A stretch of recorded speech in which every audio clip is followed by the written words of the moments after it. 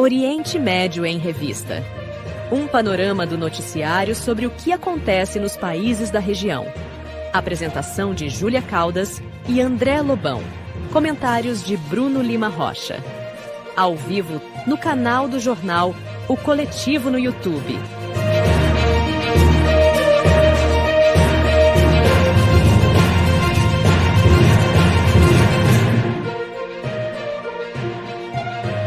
Olá, eu sou André Lobão e comigo estão Júlia Caldas e Bruno Lima Rocha. Boa noite, olá também. Olá para quem está chegando agora no estoque. Bem-vindos e bem-vindas. Oi, gente. O programa Oriente Médio em Revista vai apresentar agora um panorama do noticiário sobre o que acontece nos países da região e a relação do Brasil com a libertação da Palestina. Confira agora alguns dos temas apresentados na edição de hoje. Governo brasileiro trava a compra de blindados do apartheid sionista. Hélio Seibel, sionista e bilionário, é o maior doador da campanha de Pablo Marçal, candidato da extrema-direita à Prefeitura de São Paulo. Apartheid sionista financiado pelos Estados Unidos destruiu mais de 80% da infraestrutura instalada em Gaza. Mostra do cinema árabe contemporâneo em cartaz em São Paulo. E no quarto e último bloco, entrevista com militante progressista árabe, bacharel em Relações Internacionais e pesquisador, Reda Suede.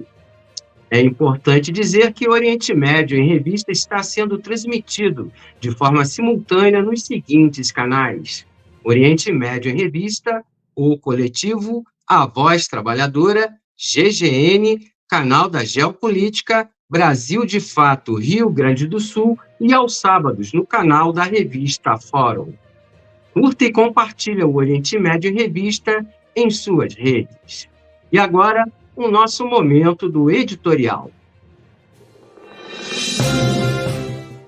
Agora, no Oriente Médio em Revista, editorial.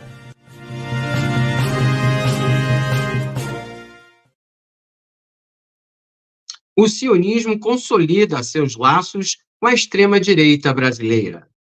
A cada dia fica mais evidente no Brasil os laços carnais entre a extrema-direita brasileira e o sionismo. Isso fica nítido com o apoio recebido por candidatos e políticos de uma ideologia que defende apartheid, xenofobia e genocídio contra povos, como o palestino. Foi noticiado recentemente que o novo ponta de lança da extrema-direita no Brasil, o candidato a prefeito de São Paulo, Pablo Marçal, do PRTB, recebeu uma doação de R$100 mil do bilionário Hélio Seibel. O empresário é um notório sionista, sendo atuante no segmento de celulose e em negócios imobiliários. Seibel também já doou dinheiro para outras campanhas de políticos da extrema-direita, como Jair Bolsonaro e o atual governador do estado de São Paulo, Tarcísio Freitas. Em março deste ano, o mesmo Tarcísio esteve em Israel com o governador do estado de Goiás, Ronaldo Caiado, também um nome histórico da extrema-direita brasileira, em uma visita mal explicada de solidariedade a uma comunidade de brasileiros sionistas em Israel. Eles foram a convite de uma associação que arrecada dinheiro através de doações financeiras para a compra de armas, munições e equipamentos táticos, que são usados para matar palestinos. Não é de se estranhar que esse mesmo campo político tenha no genocida e assassino Benjamin Netanyahu uma referência política. Assim, o sionismo ocupa espaços importantes na política brasileira, integrando a burguesia que só explora o povo brasileiro e suga recursos do Estado, apoiando o lobby de armas, políticos suspeitos e investigados por manterem laços estreitos com o crime organizado. Que o digam Jair Bolsonaro e agora Pablo Marçal. Bom, gente, eu queria fazer um adendo a esse editorial, na verdade, um informe que na próxima quinta-feira, 29 de agosto, aqui no Rio de Janeiro, vai acontecer um grande evento em defesa do povo palestino, um evento pró-Palestina, parar o genocídio já. Palestina livre do rio ao mar. Lula rompa com Israel, vive a resistência palestina. A passeata acontece com a concentração na Candelária a partir de 17 horas. Repetindo, no Rio de Janeiro, aqui no centro do Rio, quinta-feira, 29 de agosto, a partir de 17 horas na Candelária, um ato em prol da Palestina e do povo palestino. Bom, Bruno, podemos destacar alguma coisa já no início do programa? Algum informe importante, com urgência? Fica à vontade. Obrigado. Tem sim, André. No domingo 25 de agosto, ocorreu mais uma vez uma situação inédita na guerra de libertação, né, do eixo da resistência contra o apartheid sionista e seus financiadores. O Hezbollah e organizações aliadas atingiram os seguintes alvos nos territórios ocupados de 48, vulgo Israel. Além da campanha na parte norte e na parte sul das colinas ocupadas de Golã, também foram atingidos Al-Halil, que fica no Vale do Rio Jordão, e Monte Carmel. Mas o mais importante, se chegou aos subúrbios da capital Tel Aviv, Gush Dan. O pânico foi tão grande, gente, vou retornar aqui para o estúdio, o pânico foi tão grande que o governo de Netanyahu fechou os aeroportos, proibiu o acesso às praias, não liberou espetáculos públicos, colocou sirenes antiaéreas, enfim, criou uma situação de mobilização interna muito, muito, muito elevada. Isso diante da resposta parcial do Hezbollah pelo assassinato do seu comandante militar, Fuad Shukur. A gente nem está levando ainda em conta a resposta que virá do Irã, no momento devido, em função do assassinato de Ismail Haniyeh em Teherã, capital iraniana. É isso, André, é isso, Júlia. Vamos seguir o programa, por favor. Obrigada, Bruno. E nesse primeiro bloco, vamos observar como o Estado colonial sionista está presente dentro das estruturas de poder no Brasil e como essa infiltração pode prejudicar a soberania do país e a capacidade de resistência e solidariedade aos mais de 16 milhões de árabes brasileiros, os quais 2 milhões de cidadãos e cidadãs do país de fé islâmica, assim como os setores da sociedade civil que apoiam a libertação da Palestina.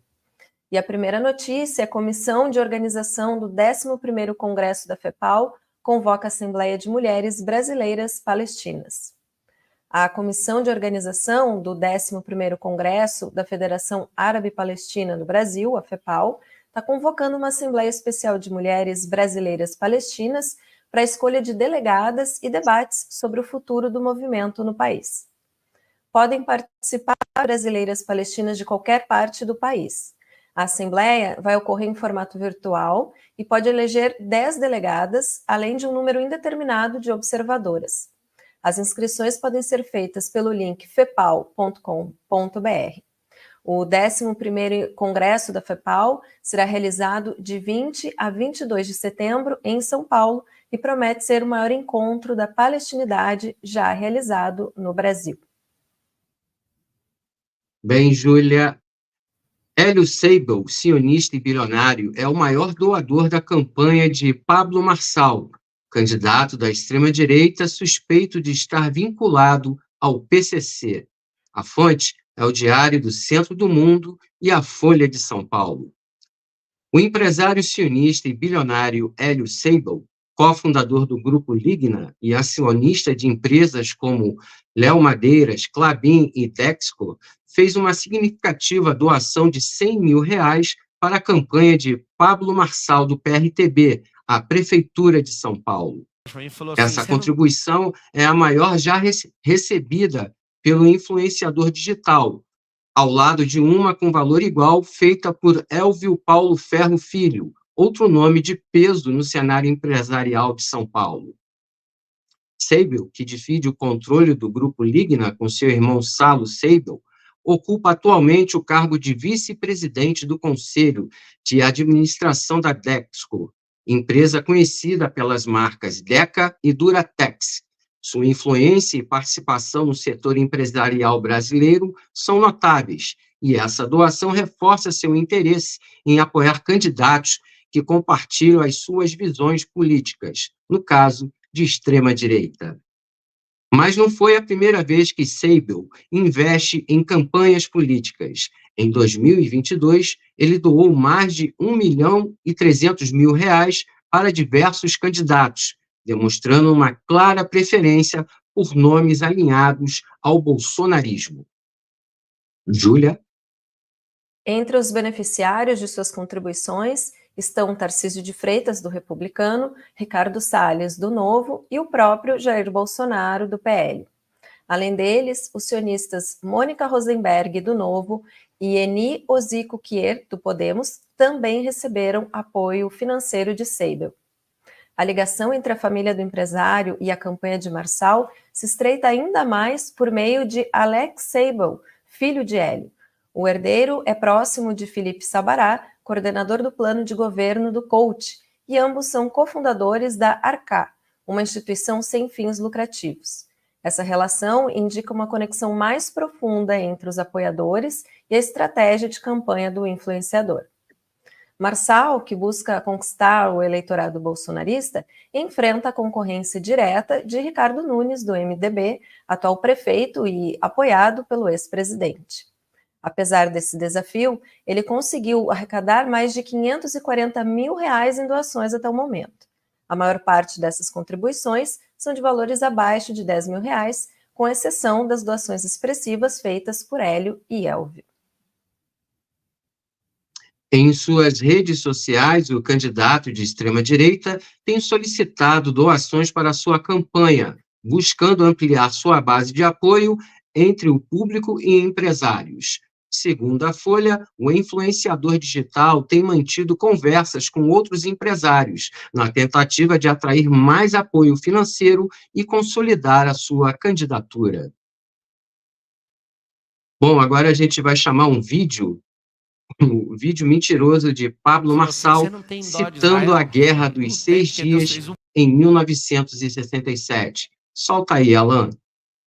Tem alguém que mandou uma mensagem para mim e falou assim: você não tem dó de Israel? Não tem, porque Deus fez um pacto com Israel. Não precisa ter dó de Israel. Deus tem uma aliança com esse povo? Tem. Não precisa ficar com dó, não. Não tem ninguém que vai quebrar essa aliança. Na Guerra dos 6 Dias, aconteceu algo surpreendente. Se juntaram 10 países contra Israel. 10. Esses 10 países decidiram num dia que no outro dia iria atacar Israel. E Israel ficou sabendo. O que Israel fez? Subiu todos os caças que eles tinham e foram em todos os aeroportos e destruíram todos os caças possíveis e acabou com os aeroportos de todo mundo. E mandou recado, por exemplo, para a Jordânia: não entra na guerra. A Jordânia falou: vamos entrar. E foi e destruiu.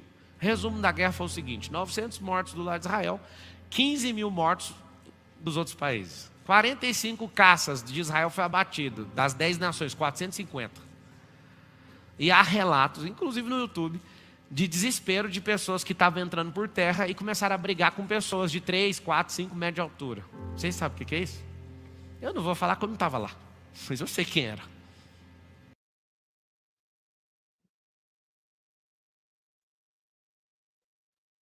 Bom, Bruno, algum comentário? Não, tem mais vídeo aí. Vamos ver os outros vídeos, por favor. Depois a gente comenta. Pode ser? Bom, agora a gente vai acompanhar um vídeo da candidata Tabata Amaral, do PSB, associando Marçal ao PCC. Solta, Alan. É muito amigo do Pablo Marçal. Ele é réu por tráfico de drogas, suspeito de abastecer o PCC. O maior aliado político do Marçal é Leonardo Avalanche, presidente do partido dele, o cara que bancou o Marçal como candidato. O Avalanche foi gravado confessando que foi ele que soltou André do Rap, um dos líderes do PCC. Ele também admitiu que tem ligação com outro líder do PCC, o Piauí, que é irmão do Valquito, que foi fotografado em Paraisópolis, adivinha com quem? Pablo Marçal. Quem também anda junto com Pablo? Escobar.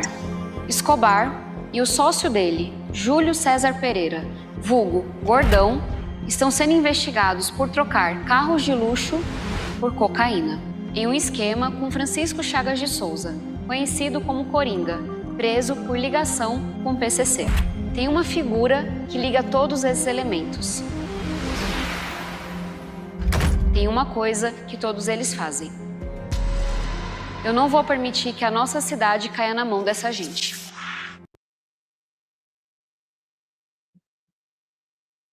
Ai, ai. Bom, pessoal, desta vez a gente vai conferir agora um último vídeo sobre o Marçal. Desta vez é do José Luiz da Atena, apresentador, que hoje é candidato do PSDB. No caso, da Atena faz uma associação de Marçal ao PCC. A gente confere o vídeo aí através do Alan. Solta aí, Alan, por favor. Pesquisa, mas fico preocupado porque eu denuncio há muito tempo a infiltração do crime organizado, o PCC e outras organizações criminosas na política de São Paulo e do Brasil.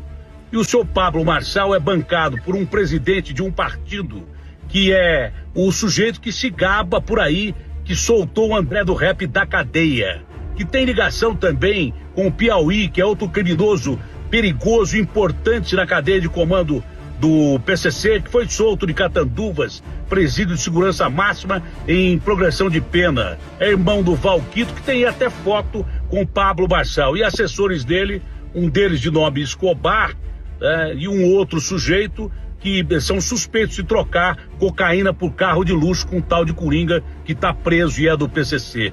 É esse cara, o Pablo Marçal, que tem essas ligações que você quer ver prefeito de São Paulo? Bruno, a gente vai pedir que tu comente rapidamente os vídeos que a gente assistiu agora, mas antes eu quero só colocar uma questão em relação a Tabata Amaral. A gente fica impressionado com a quantidade de apoios ligados ao sionismo, e aí, falando da própria Tabata, ela é uma figura, vamos lembrar aqui, que veio da Fundação Lehman, foi bolsista dessa instituição, e embora ela tenha se afastado um pouco, ela ainda mantém uma postura duvidosa, podemos dizer, em relação ao sionismo e a toda a questão da Palestina. O que tu pode esclarecer para a gente nesse sentido? Opa, obrigado. Vamos lá. Primeiro, reforçar aqui a convocatória, a produção está pedindo e está correto, né? Gente, vamos dar o like, por favor. Tem um apoio pelo Pix também, vamos engajar. A ideia é, no multicanal, que nós estamos na versão do ao vivo, chegar a 500 no ao vivo simultâneo, tá? Então é só engajar e ir passando o link para mais gente ter acesso ao programa. Também, quem quiser apoiar diretamente, está aqui a chave QR Code pelo Pix. Vamos lá, gente, olha só. Tabata Amaral. Eu vou citar uma publicação insuspeita de apoiar a causa palestina, infelizmente, né? A revista Veja. Em 9 de maio de 2024, traz o seguinte título. Tabata Amaral critica a fala de Lula e volta a incomodar a esquerda. Tá?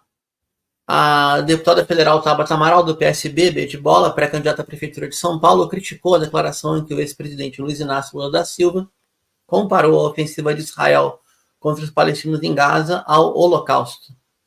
Publicou nas redes sociais algo que, segundo ela, era uma fala errada e irresponsável. Aspas para Tabata Amaral. Lamento profundamente o comentário feito hoje, na época, né, pelo presidente Lula.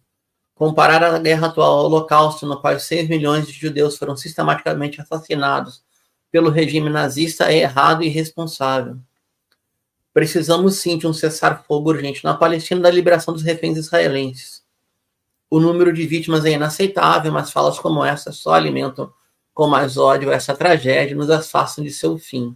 Então, ela não quer a comparação, né? O deputado Rogério Corrêa, do PT de Minas, respondeu: o assassinato diário de crianças e mulheres armadas, cercadas como em um campo de concentração, é imperdoável, principalmente ao povo judeu, ele usa esse conceito, né? Que tanto sofreu nas mãos de Hitler, um populista de ultradireita. Netanyahu, do mesmo setor, expõe Israel da mesma forma, e aí vai um monte de acusação e contra-acusação, mas enfim, Tabata Amaral, ela é uma pessoa diretamente vinculada à Fundação Lehman. A própria Veja reconhece, né? Em outras ocasiões, Tabata disse que falta no Brasil uma esquerda com uma visão econômica de centro e cobrou de Lula mais esforço no combate à corrupção. Suas relações com empresários como Jorge Paulo Lema e com movimentos políticos como Renova BR também são alvo de críticas. Para voltar para o estúdio, Renova BR é a iniciativa de outro sionista, Luciano Huck, que já compartilhou palco com Caio Blinder e aquele cara lá, o Lastman, né, da Stand With Us, em pleno Teatro Casagrande, no Rio de Janeiro. Enfim, Tabata Amaral, ela, por um lado, faz um bom combate a Pablo Marçal e, por outro, ela também tem essa relação direta com seus, se não seus patrocinadores, seus mentores de origem. Vamos ficar muito atento, né? A Prefeitura de São Paulo é o terceiro maior orçamento do país e, de uma forma ou de outra, os apoiadores do apartheid vão tentar chegar na Prefeitura. Isso é muito certo. Então, ficar muito atento para isso. Obrigado, retorno com vocês. Não querendo ser grosseiro, Bruno. farinha do mesmo saco. É isso, André. E a notícia agora é: governo brasileiro trava a compra de blindados do apartheid sionista. Imbróglio diplomático do país com a colônia dos Estados Unidos impediu consumar o ato de lesa pátria. A fonte é CNN em matéria de Caio Junqueira. O assessor internacional do presidente Lula, Celso Amorim, travou a compra pelo Exército Brasileiro de 36 veículos blindados de combate da empresa israelense Elbit Systems, destinados a renovar a frota da força. O movimento levou o Ministério da Defesa a negociar a substituição da importação pela fabricação deles no Brasil. O assunto deverá ser tratado com o presidente Lula na próxima semana. O assunto já se arrastava no governo desde o final de abril, quando a empresa israelense venceu a licitação de R$1 bilhão. As derrotadas na disputa foram uma empresa da China, uma da França e outra da República Tcheca. Segundo o fontismo do jornalista Caio Junqueira, né, da CNN, a Elbit venceu pelos critérios de melhor preço e melhor técnica, já que no meio militar seria, então, reconhecida como a marca do melhor equipamento. Ainda de acordo com a matéria, o presidente Lula já teria autorizado o Exército Brasileiro a avançar nos trâmites internos, faltando apenas a assinatura do contrato para efetivar o negócio. Em entrevista à CNN, Celso Amorim justificou sua posição contrária à aquisição. Nas palavras dele, abre aspas, depois da ação altamente condenável do Hamas, houve genocídio por parte de Israel em relação aos palestinos, e acho complicada essa compra. Primeiro que a decisão da Corte Internacional recomenda não colaborar com Israel neste aspecto militar. Além disso, é preciso esperar passar essa instabilidade no conflito de Gaza. Fecha aspas. Amorim reforçou ainda que não se trata de algo especificamente contra Israel. Vamos novamente às palavras dele, abre aspas. Não tenho nada contra Israel. O povo judeu deu inúmeras contribuições à humanidade ao longo da história. O Brasil reconhece e respeita o Estado de Israel, mas esse governo atual do país tem tido comportamento altamente condenável do ponto de vista militar. Então, é delicado ficar dependendo militarmente de Israel. Esse aspecto político-diplomático é muito importante. É um componente a ser avaliado, não só a técnica e o preço. Fecha aspas. E a construção de tanques... Obrigada, André. Agora a gente vai falar da construção de tanques militares no Rio Grande do Sul.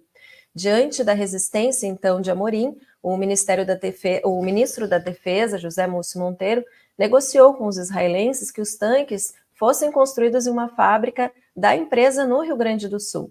Antes, eles seriam importados de Israel. As condições de pagamento também melhoraram. Só começaria a ser feito em 2027. A possibilidade de a produção ser nacional é o principal componente das Forças Armadas para driblar a resistência de Amorim e obter novamente o aval de Lula. A expectativa é de que o assunto seja tratado com o presidente na semana que vem. Nas palavras de Múcio, a defesa tem interesse em construir uma solução conjunta e que a produção seja praticamente toda no Brasil. Bruno. Pois é, não faz o menor sentido. O Brasil tinha uma empresa de construção de blindados, a Engesa. A Engesa veio a falir em 95, no primeiro ano do governo FHC. Todo o patrimônio da Engesa foi passado para a Embraer.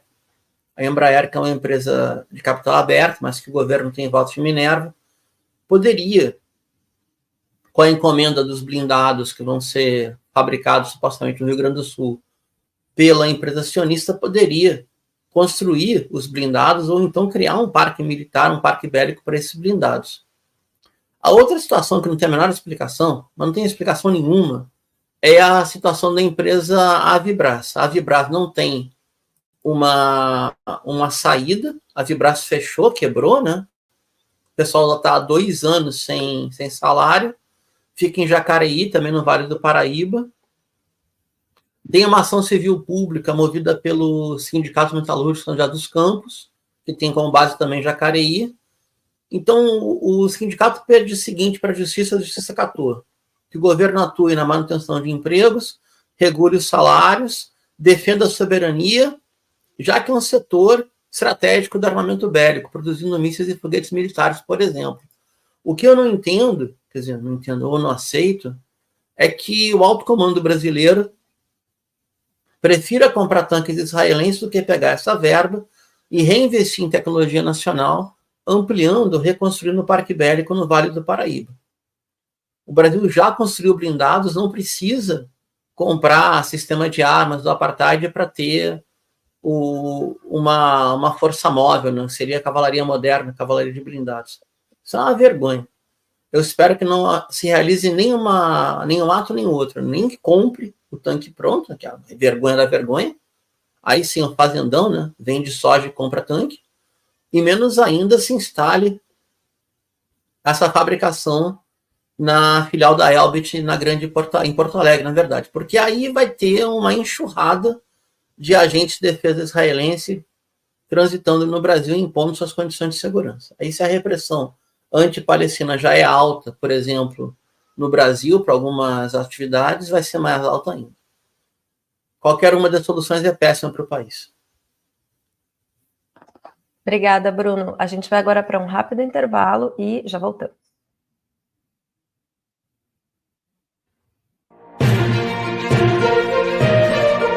Oriente Médio em Revista.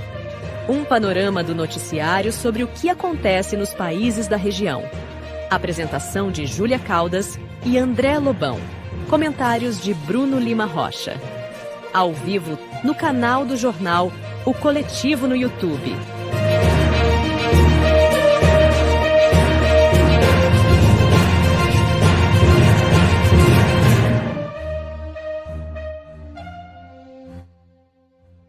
Voltamos com o segundo bloco do Oriente Médio em Revista. Lembrando a quem nos assiste, nos acompanha, de curtir e compartilhar o programa em suas redes sociais e também de deixar o seu like aqui no vídeo dessa transmissão. Nesse segundo bloco, a gente vai acompanhar o desenrolar da Guerra dos Cruzados no oeste da Ásia, a tentativa contínua de genocídio cometido pelo Estado colonial sionista contra o povo palestino e a estratégia de médio e longo prazo do eixo da resistência para libertar a região dos invasores eurocêntricos. E a notícia agora é genocídio em Gaza. Médico oftalmologista afirma que perdeu a conta de quantas amputações teve que realizar. A fonte é o Monitor do Oriente Médio. O oftalmologista canadense Yasser Khan diz ter perdido a conta do número de operações de amputação de olhos que realizou durante suas missões na faixa de Gaza.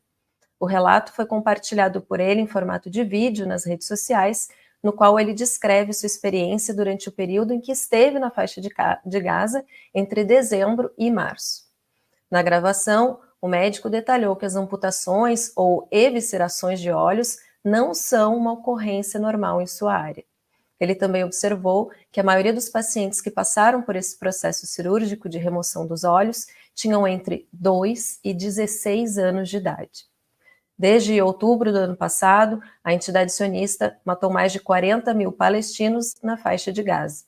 E, de acordo com o Ministério da Saúde da Palestina, mais de 16.400 crianças perderam a vida devido ao genocídio israelense. Mais genocídio em Gaza.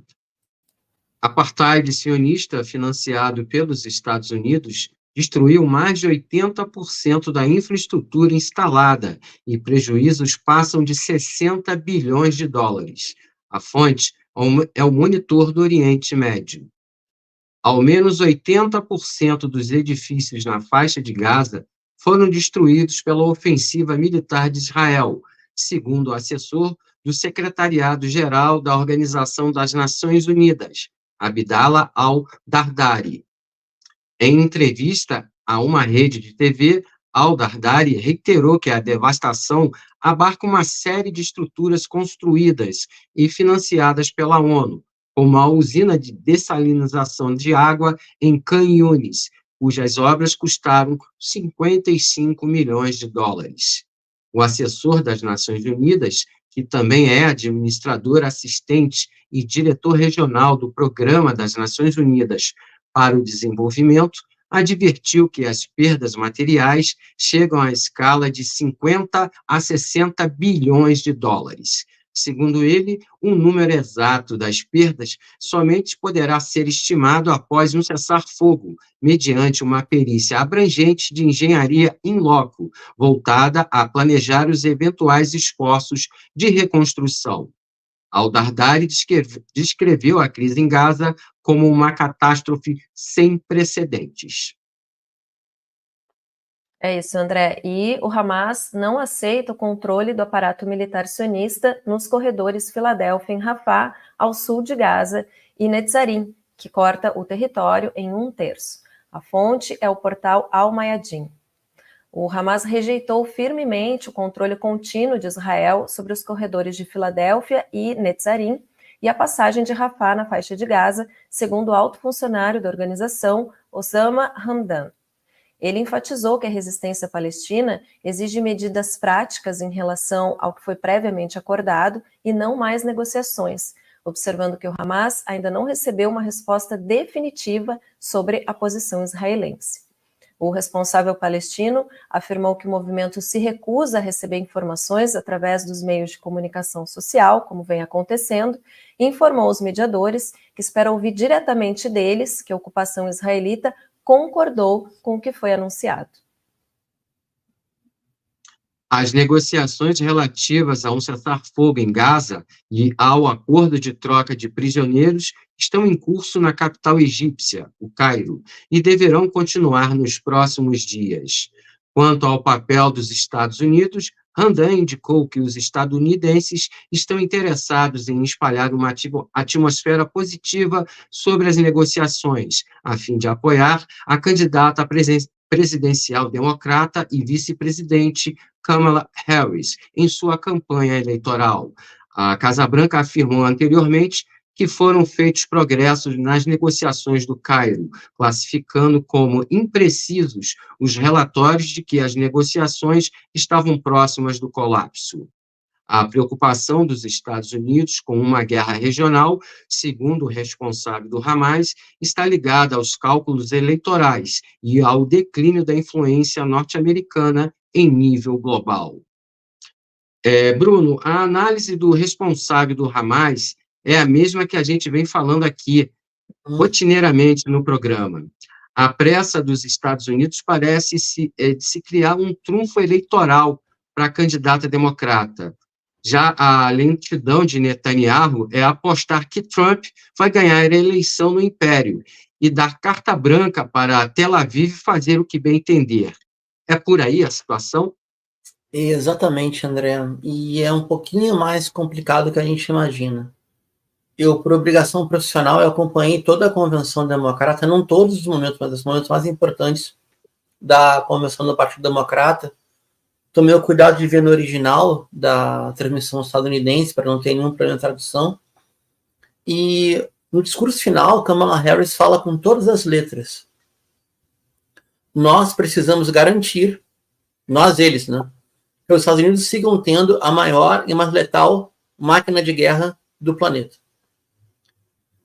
Apesar de defender, ela citou a autodeterminação do povo palestino, não falou Estado palestino, e disse antes disso: não nos iludam, nós estamos, estaremos, sempre estivemos e vamos estar ao lado de Israel na garantia de sua defesa e dos seus interesses. Então, o que muda é o tom e o tempo das negociações. Com Trump é nenhuma, e com o Partido Democrata e a candidatura de Kamala Harris é para tentar realmente criar, olha, nós conseguimos um cessar-fogo. Por quê? Porque a base eleitoral democrata apoia a causa palestina, se não em parte, uma parte muito grande, se não em todo, uma parte muito grande. E a base eleitoral republicana não está nem aí. Pela base eleitoral republicana, não tem nenhum problema em fazer um pogrom gigante, jogar os palestinos no mar, expulsar todo mundo para a Jordânia, ou seja, concluir a obra nefasta de 1948 e 1967. Essa que é a diferença atual. Enquanto isso, progressivamente, e por esforço próprio, né, os Estados Unidos vão perdendo espaço na região e vão tendo que usar cada vez mais recursos e mais aliados. O problema é esse, André e Júlio. Se o Trump ganha, uma parte dos aliados, como os da OTAN, vão ser descartados, fica só com os aliados anglo-saxões, que aliás é a nossa próxima notícia, né? E se a Kamala Harris ganha, não. Aí tem que bancar duas guerras simultâneas, a da Ucrânia e o genocídio palestino, e segurar a bronca com dois sionistas, né? Netanyahu e o comediante Volodymyr Zelensky. É isso. Obrigada, Bruno. E a notícia agora é: Irã rejeita a declaração conjunta irracional da Austrália e Nova Zelândia. A fonte é a Press TV. Na declaração conjunta, Austrália e Nova Zelândia expressaram grave preocupação com a perspectiva de uma nova escalada de guerra em toda a região e apelaram ao Irã para que o país se abstenha de novas ações que possam desestabilizar o Oriente Médio e cessar suas ameaças contínuas de um ataque militar contra Israel. Isso nas palavras da manifestação conjunta. O porta-voz da chancelaria iraniana, Nasser Kanani, disse que a declaração é um exemplo real de como fechar os olhos aos fatos e enganar a opinião pública global. Ele disse ainda que a principal fonte de ameaça à paz e segurança regional e internacional é o regime racista sionista, que goza de amplo apoio ocidental. Ainda de acordo com Nasser, os crimes do regime israelense na Palestina e na região assumem novas dimensões todos os dias. E agora, a estabilidade regional está sob grave ameaça devido ao comportamento criminoso do regime sionista, que viola a Carta das Nações Unidas e o direito internacional. Nas palavras do chanceler iraniano, abre aspas, a abordagem da Austrália e da Nova Zelândia na escolha seletiva de normas internacionais não só não ajuda a reduzir as tensões na região, mas também encoraja o regime israelita desonesto e as suas ações desestabilizadoras. Fecha aspas.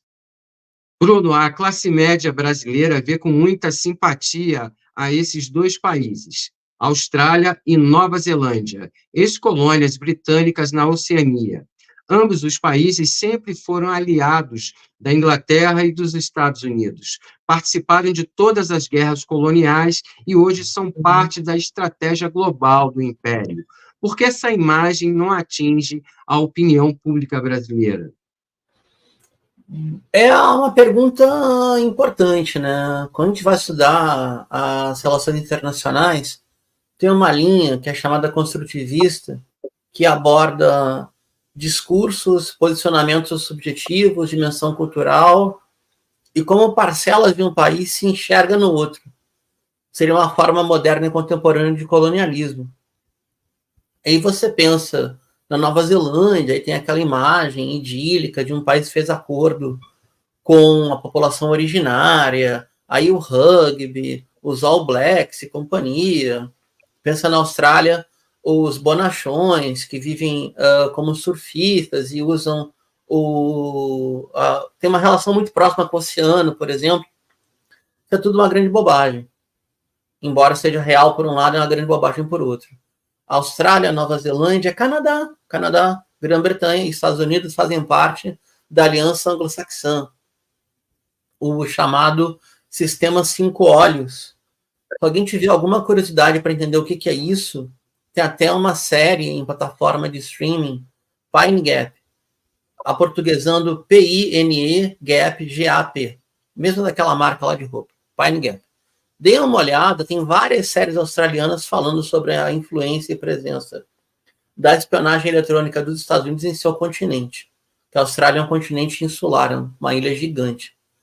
A outra situação que a gente tem que entender é que a Austrália e Nova Zelândia têm contratos em bases americanas, como no Bahrein, tem soldados em bases estadunidenses no mundo árabe e no mundo islâmico, e fazem parte do esforço de guerra de bombardeio contra aldeias de maioria islâmica, que teve no seu auge, que vergonha, né?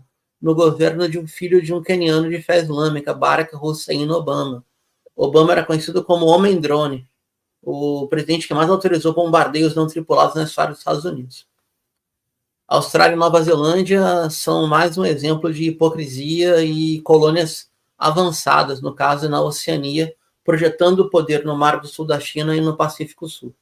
É pura hipocrisia e demagogia isso. É muito triste o que a gente está vendo, mas é verdade. Obrigada, Bruno. A gente vai agora para um rápido intervalo e já voltamos.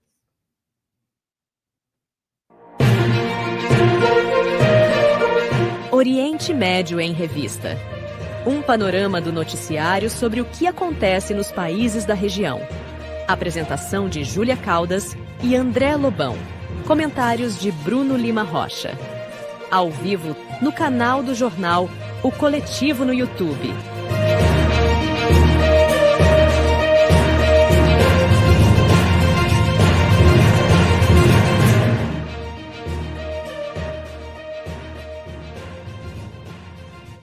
Voltamos com o terceiro bloco do Oriente Médio em Revista. E lembrando a quem nos acompanha de curtir e compartilhar o programa nas suas redes e também de deixar o seu like aqui no vídeo dessa transmissão.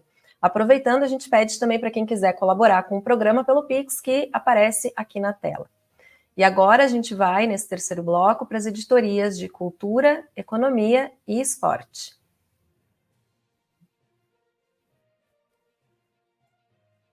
Vamos tocar, então... Júlia. Isso, vai, por sim, favor. Sim.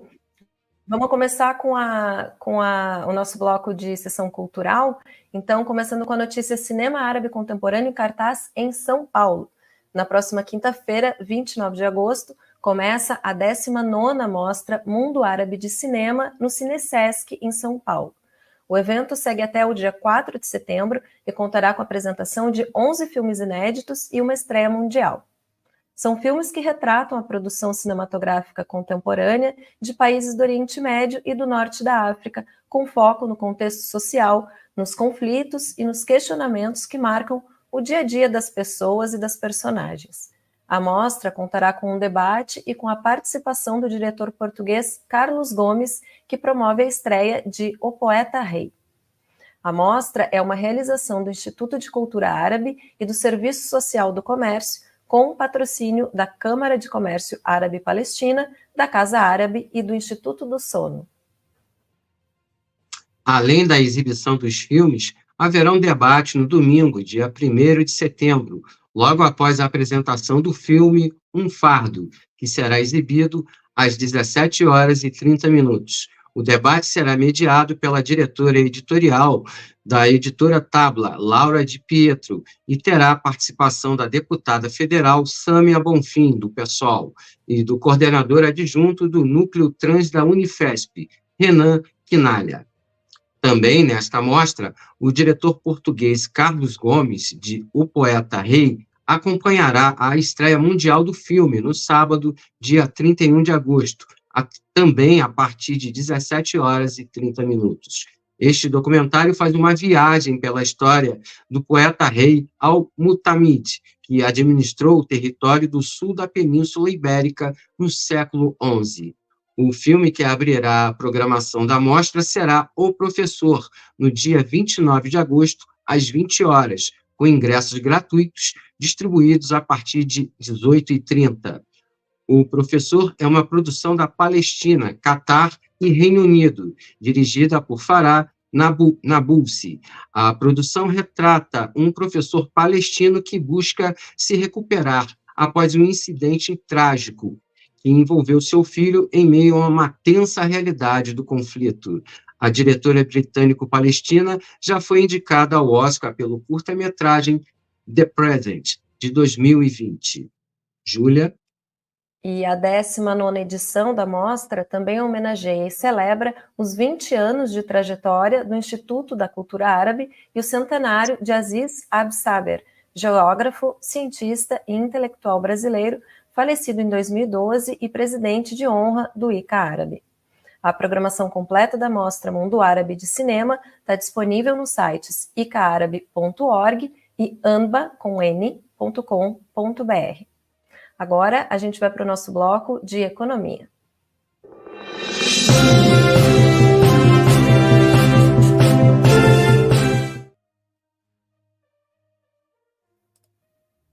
E a primeira notícia é aumento na produção de PU a partir da produção de poliuretano, transforma couro artificial e ajuda o Irã a se tornar exportador de calçados.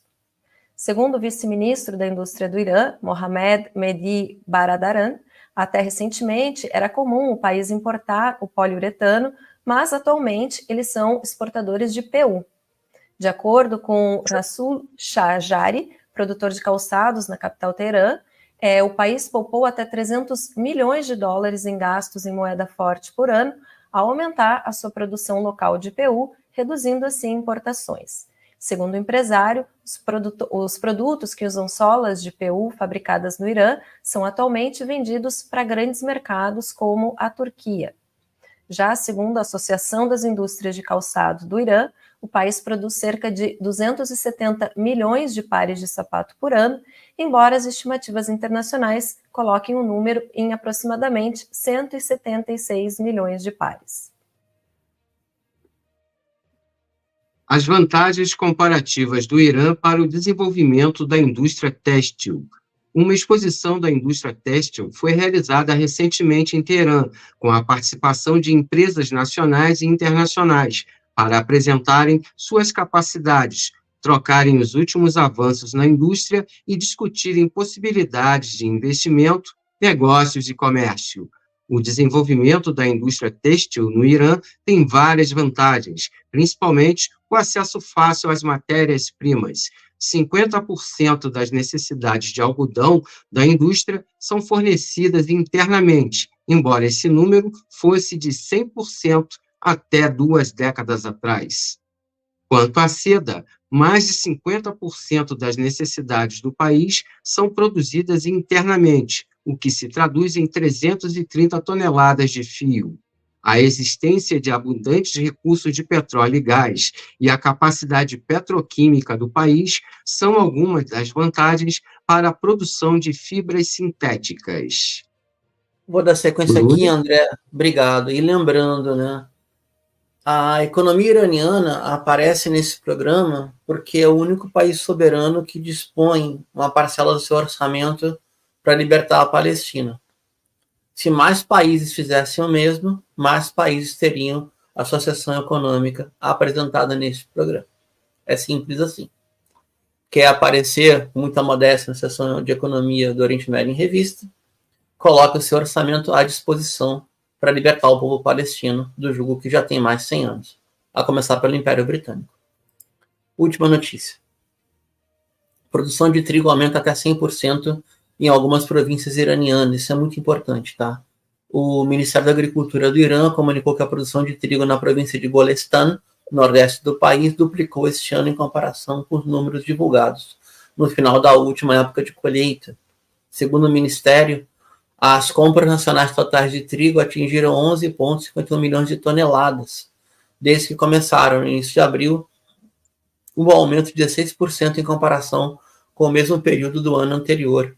O titular da pasta afirma que os fundos gastos na compra de trigo ultrapassaram 3,4 bilhões de dólares, dos quais boa parte foram pagos aos agricultores no âmbito do programa de compra garantida do governo. Ou seja, é mérito da política econômica de subsídio e compras do governo para alimentar a própria população. Uma comparação aqui rapidinho. Enquanto o Brasil faz plano safra para vender grão com destino à exportação, um país que vive sob sanção econômica faz um plano de compras de governo para garantir o alimento do próprio povo. É uma diferença substancial, né? Em plena guerra contra o Império, é uma diferença substancial. Vamos lá, gente, eu queria pedir agora a nossa sessão de esportes. Roda a trilha, por favor, Alan.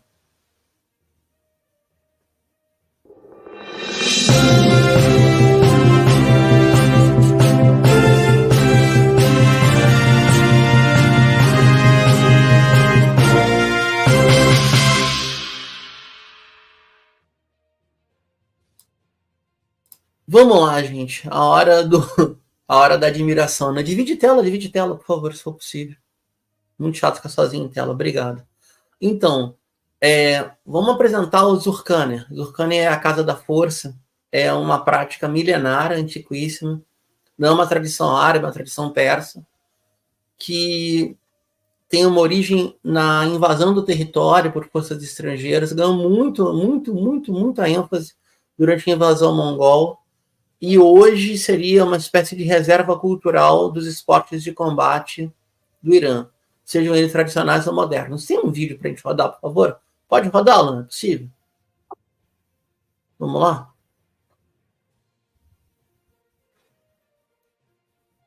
Opa! Aí, agora vai, tá?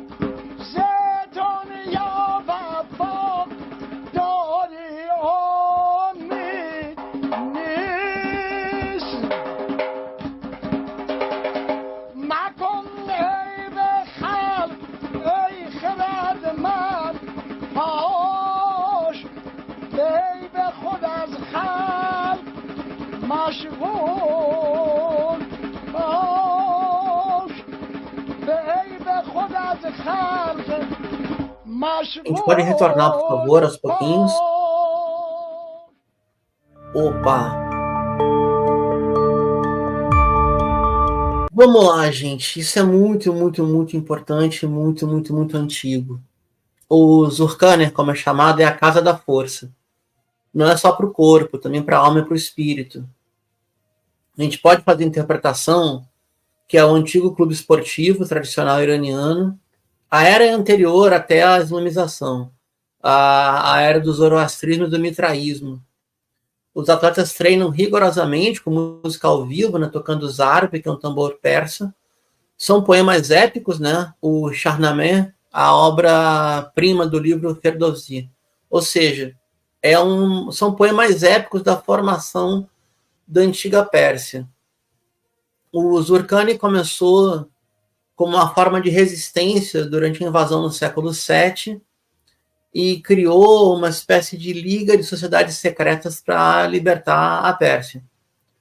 Era um lugar chamado Zurkani, a Casa da Força, e aí incluíam atividades físicas, que são essas, né, extenuantes, levantamento de peso, e artes marciais tradicionais, como o Parlavan e o Kosti. A gente vai falar sobre isso nos programas à frente, tá? A origem do Zurkani foram por razões políticas, mas a prática se manteve e, na atualidade, é um ginásio, uma arena esportiva e um local de encontro para atletas iranianos. A gente até queria fazer observação, eu sei que é muito tradicional, mas caso o Irã tivesse equipes de luta olímpica femininas, o número de medalhas ia aumentar muito e a prática do Zurkani podia ser um grande alento. Também não é incomum a gente ver equipes de altíssimo rendimento, né, como a equipe olímpica mesmo, praticando Zurkani, além de forças militares. Na origem, quem praticava a Casa da Força tinha uma situação de nobreza, né? Era considerado nobre e tinha uma hierarquia própria também. Tá? Para a população era muito respeitado, porque são treinamentos físicos e espirituais que preparam para formas de combate. Aonde tem a presença persa, ela vai estar com o Zurkani sendo praticado. Não só no Irã, mas também no Afeganistão, no Iraque e no Azerbaijão. O que a gente precisa entender é qual é a dimensão do que está sendo tratado. Tá? A gente está lidando com uma prática milenar, que também tem uma base de cultura física, mas também é quase um reforço espiritual, e que hoje serve para o mundo dos esportes, mas na origem era uma preparação para a guerra de libertação. Isso é muito, muito sério, muito antigo, é um patrimônio cultural, a ONU reconhece, a Unesco reconhece, tem dezenas e dezenas de reportagens sobre a Casa da Força, e a gente modestamente traz aqui também. Júlia, eu te passo a palavra. Obrigada, Bruno. A gente vai agora para um rápido intervalo e na volta temos a nossa entrevista especial. Oriente Médio em Revista. Um panorama do noticiário sobre o que acontece nos países da região. Apresentação de Júlia Caldas e André Lobão. Comentários de Bruno Lima Rocha. Ao vivo no canal do jornal O Coletivo no YouTube.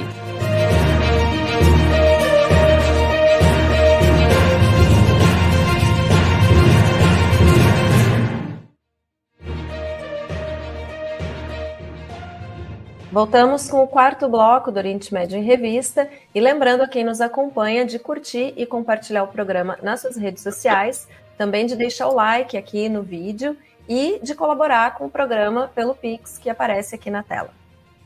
Então, nesse último bloco, a gente tem a nossa entrevista com o convidado de hoje, Reda Sued, que é militante progressista árabe, bacharel em Relações Internacionais, integrante do Fórum Saif al-Quds, Pensamento e Estratégia. Reda é também pesquisador em História Árabe Contemporânea. Então, bem-vindo, Reda, e obrigada por estar aqui com a gente.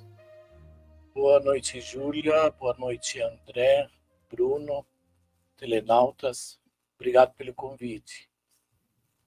A gente aqui te agradece. Boa noite, boa noite.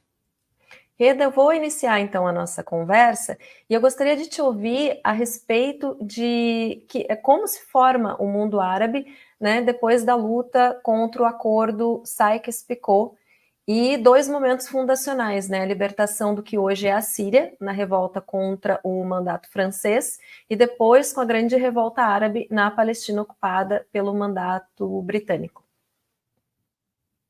Certo. Depois de 7 de outubro, a grande verdade, nós estamos passando por um período assim, meio de uma revolução cultural, a revolução de busca das origens do conflito, né, que eclodiu na faixa de Gaza. Então, muito que circulou nessas últimas décadas de narrativas sobre a história árabe, ela é bastante viciada. É uma coisa que ela tem que ser revista e recontada. Inclusive, da forma como vem sendo tratado essa questão da faixa de Gaza, ela acaba não levando às origens desse conflito. Vamos dizer que esse conflito ele originou já logo depois da Revolução Industrial na Europa. A busca dos europeus em buscarem mercados e rotas comerciais, é lógico que essa região estratégica do mundo árabe, da nação árabe, ela começou a ser trabalhada já logo no século XVIII. Então, as origens do conflito, já no século XVIII, iniciou com a campanha do Napoleão Bonaparte, que fez a Egito com a intenção de chegar na Síria, e logo no cerco, onde que foi derrotado o Napoleão, na cidade de Acre, na Palestina, ele teve um pronunciamento. Ele chamou os judeus da Ásia e da África a aderirem à campanha dele, já prometendo a criação do Estado judeu na Palestina. Isso é muito anterior à promessa de Balfour, e ao Tratado do Sykes-Picot, que aconteceu já no século XX. Então, essa questão não evoluiu, não surgiu um movimento, digamos, sionista naquele período, porque Napoleão Bonaparte foi derrotado. Mas, logo em seguida, os ingleses retomaram essa mesma ideia e iniciaram a criação do projeto sionista. Diga-se que o sionismo cristão é anterior ao sionismo judaico e o cristão protestante. Isso é uma longa história para ser contada, mas, resumindo, o movimento sionista ele foi concebido no seio e no coração da civilização anglo-saxônica da época. Então, já no meio do conflito entre as duas potências imperialistas, francesa e inglesa, logo após também a derrota do Império Otomano, foi dividido, a nação árabe ela foi dividida entre os conquistadores. O Tratado de Sykes-Picot, como todos os tratados que os europeus, ao conquistarem as regiões, as vastas regiões do mundo, eles dividiam, rateavam entre eles esses territórios. Então, o Tratado do Sykes-Picot ele tratou de dividir a nação árabe entre os europeus, aqui principalmente entre ingleses e franceses, e com um objetivo muito maior, implantar uma base avançada, um enclave, que seja o representante oficial do colonialismo europeu naquela região do mundo, dividindo a nação árabe no meio, impedindo qualquer tipo de aproximação entre os estados árabes, com a finalidade sempre comercial, utilizando a propaganda com justificativas de defender determinadas minorias religiosas ou étnicas, etc. Então, essa fase, logo após a Primeira Guerra Mundial, lógico que ela não foi uma ocupação pacífica, ela teve uma forte resistência por parte dos povos árabes, devido ao desequilíbrio e preparo entre as duas partes. Os dominadores levaram a melhor, devido a um potencial bélico que eles tinham. Então, acabaram dominando aquela região e dividindo a nação árabe em vários estados viáveis. Inclusive, alguns estados eles foram criados para serem protetores daquela base que veio a ser chamada de Israel. Então, esse período ele permaneceu até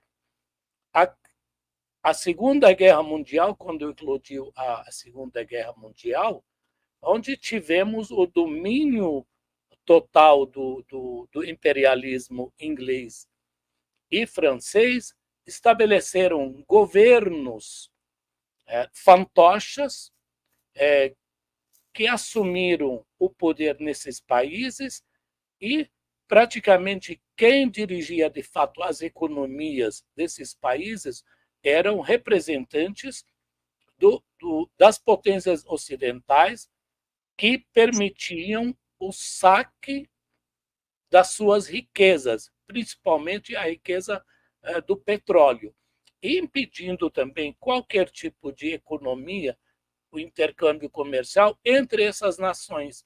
Então, tudo tinha que ser comercializado pelas moedas do dominante e qualquer troca tinha que ser via também o representante do colonizador, nesse caso.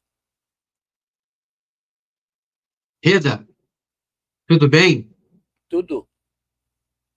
Então, antes de fazer a pergunta a você, eu queria pedir que o pessoal, a nossa audiência aí, desse lá um like nos nossos conteúdos, nos canais aí que estão retransmitindo esse programa, que estão transmitindo o Oriente Médio em Revista.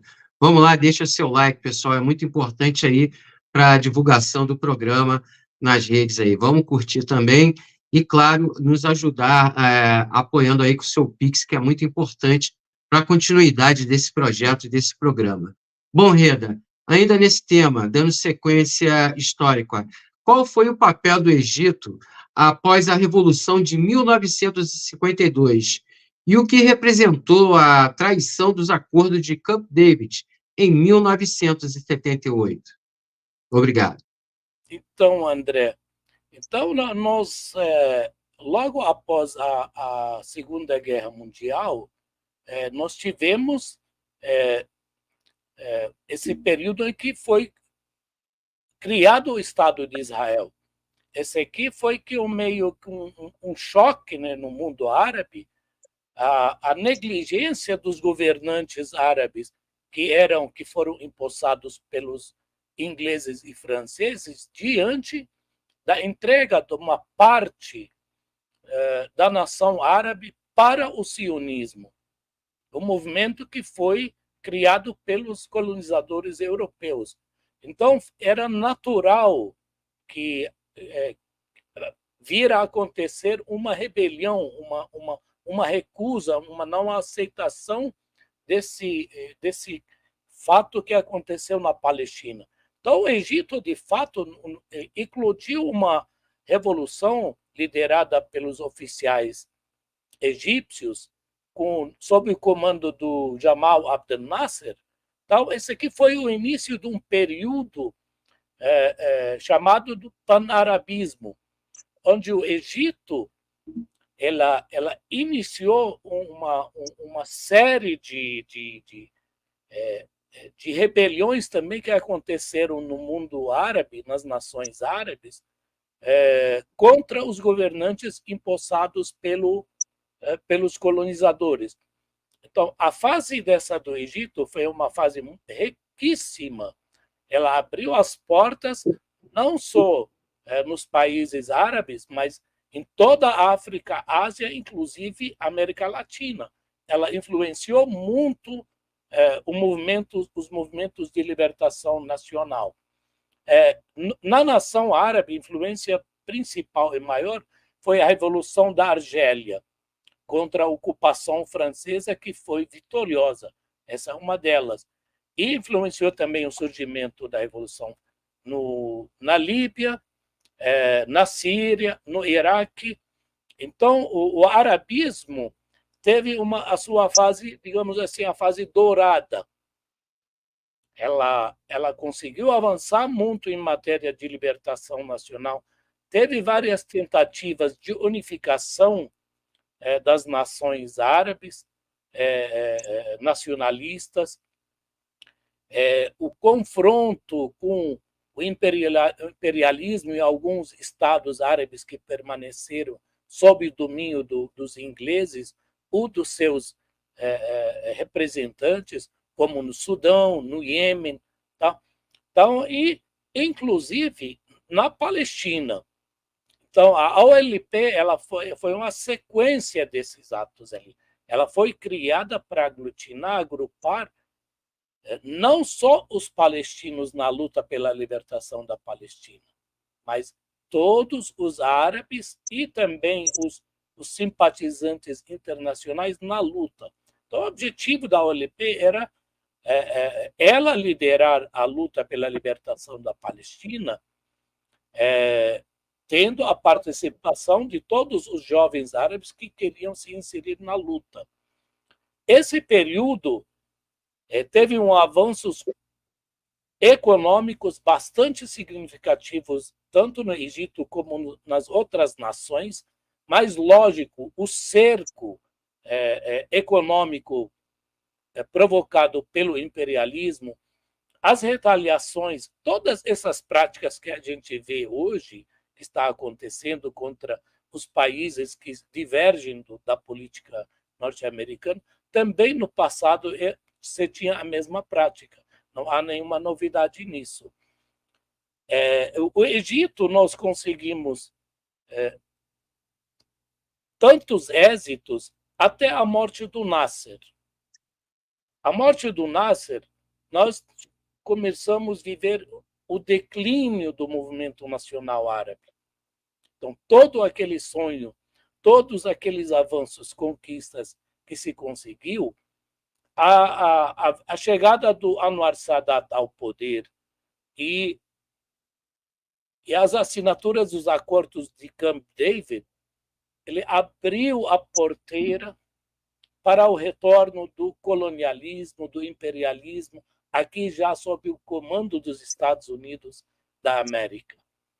Então, nós vivemos um dos piores períodos que a nação árabe viveu.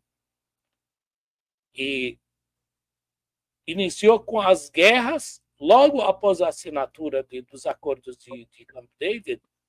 Aí teve o ataque ao Líbano, e depois nós tivemos os ataques contra o Iraque, aí nós tivemos a invasão, posteriormente, do Iraque, a sua destruição, e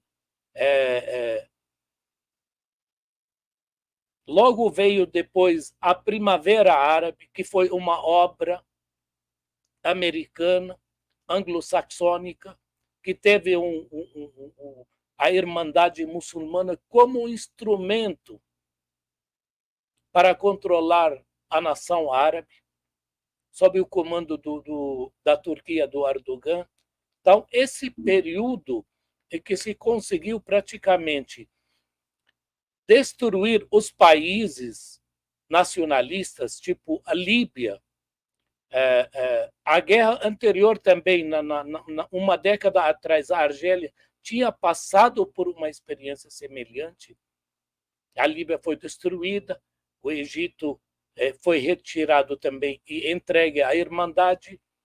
A Tunísia foi também uma luta sangrenta, e o Iraque, que foi destruído já antes, e sobrou a Síria, e a guerra que foi promovida contra a Síria, que durou uma década.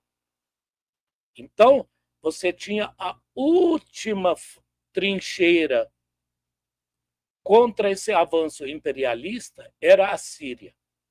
Na Síria, onde que se travou as batalhas mais sangrentas do século XXI. O século XXI, praticamente, a resistência árabe ela começou a dar a volta por cima, onde já se registrou a primeira vitória, foi da resistência libanesa. Reda, essa seria a nossa última pergunta, se tu me permite, até porque a gente está com um horário meio estourado. Agradecer muito. Para encerrar nossa entrevista, é exatamente isso, né? No século XX, a gente teve a primeira grande vitória, que foi a expulsão do inimigo sionista do Líbano no ano 2000. E aí tem Tem historiadores, analistas que colocam essa vitória como ponto da virada, a expulsão de 2000.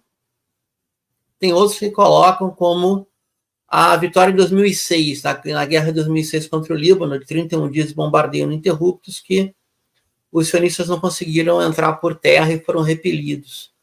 Enfim, qual para você o significado da vitória de 2000 e da vitória de 2006 contra o exército colonial israelense?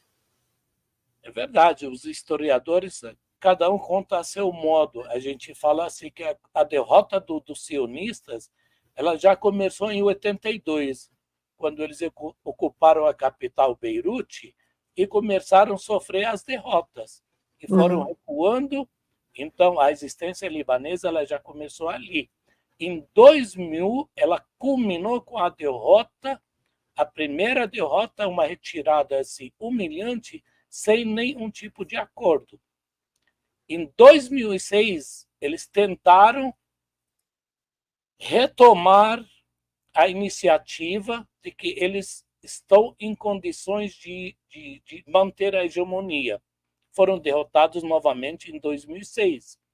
E assim também foi as sequências, as derrotas na faixa de Gaza. Então, a derrota de 2006, sim, ela confirmou a grande vitória do ano 2000. E hoje, 7 de outubro, ela veio a confirmar também todas as derrotas que o inimigo sionista sofreu ao longo dessas 2 décadas. E anterior a isso, a grande derrota do bloco imperialista foi a guerra que travaram contra a Síria. Verdade. Que tinha como objetivo a Síria como base praticamente do eixo de todas as resistências árabes. Era preciso derrotar a Síria para abrir caminho para se chegar até Teherã e para se chegar até Moscou. O general Soleimani fez uma visita de surpresa ao Putin na Rússia, no auge da agressão contra a Síria, e chamou: você quer que essa guerra, que a gente venha a se defender em Moscou e em Teherã dos agressores? Senão nós temos que lutar contra eles agora na Síria. E essa visita, ela marcou a criação, o início da criação desse bloco de resistência entre o Irã e as várias organizações da resistência árabe, que fez aos poucos surgir o eixo da resistência. Então, essas conquistas, elas foram sendo construídas ao longo dos anos no campo da batalha e na lealdade entre as organizações e com a forte determinação e apoio da República Islâmica do Irã. Então, Perfeito. nós não temos essa dúvida que esse eixo que hoje ele lidera a luta contra a ocupação sionista e o imperialismo norte-americano, ele tem algumas décadas de luta, de experiência e de formação. Obrigado, Reda. Muito obrigado. Na edição de hoje, conversamos com o pesquisador e militante progressista árabe, Reda Soueid. Muito obrigada, Reda, pela tua presença aqui hoje. Foi um prazer te receber. Obrigado pelo convite. Obrigado a todos. E agora, antes da gente encerrar o programa, a gente volta com o Bruno e as últimas notícias do Oriente Médio.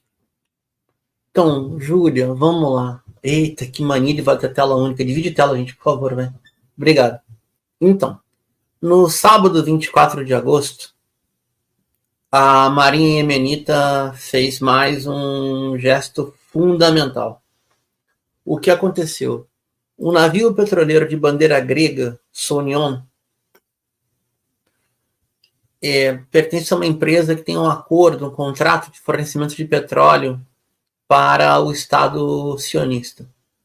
Estava navegando no Mar Vermelho e não estava atendendo à proibição de não navegar na costa do Iêmen para levar energia, infraestrutura, suporte para o genocídio contra o povo palestino.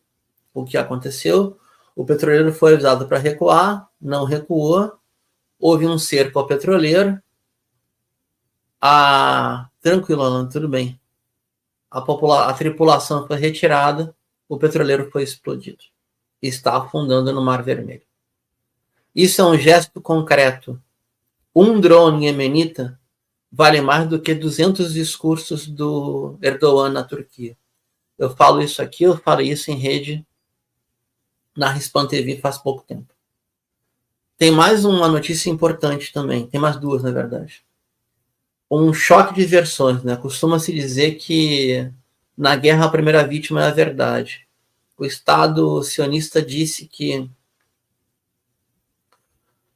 no domingo, 25 de agosto, cerca de 210 foguetes e 20 drones foram lançados do Líbano na fronteira norte do que os ocidentais chamam de Israel, que é a Galileia ocupada.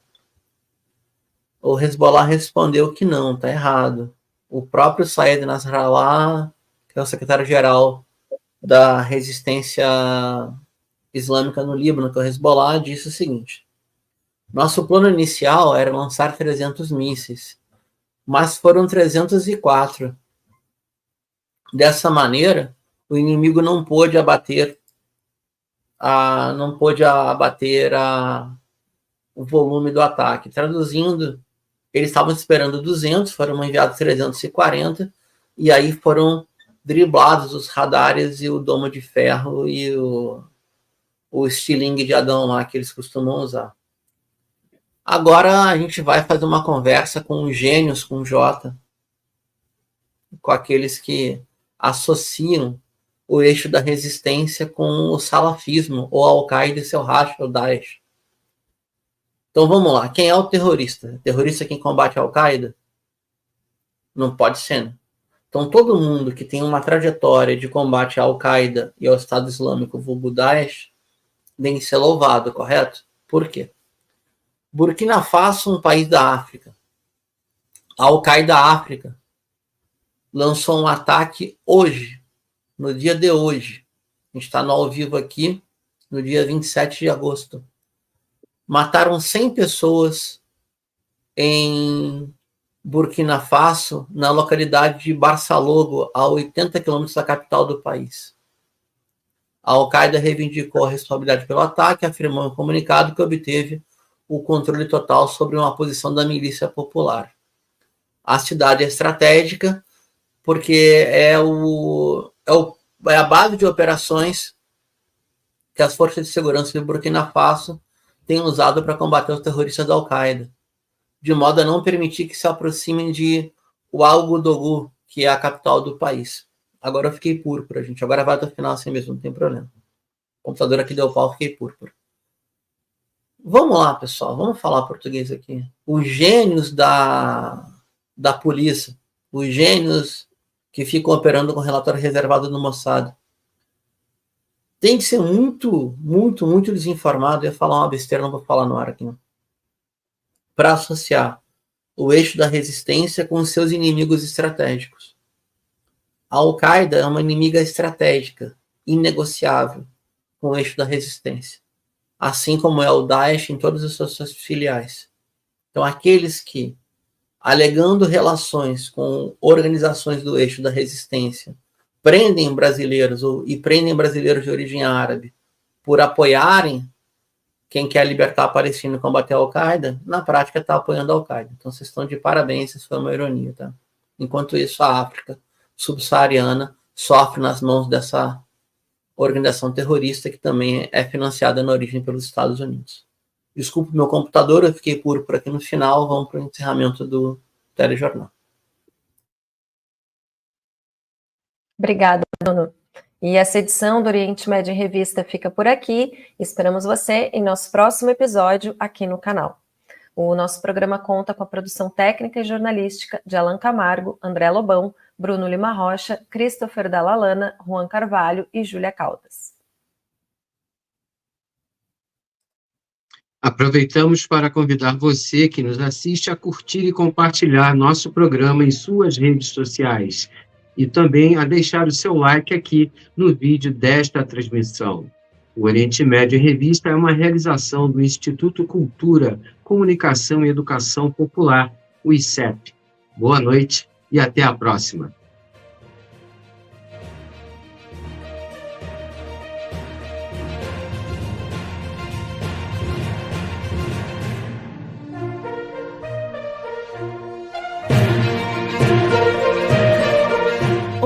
Oriente Médio em Revista. Um panorama do noticiário sobre o que acontece nos países da região. Apresentação de Júlia Caldas e André Lobão. Comentários de Bruno Lima Rocha. Ao vivo no canal do jornal O Coletivo no YouTube.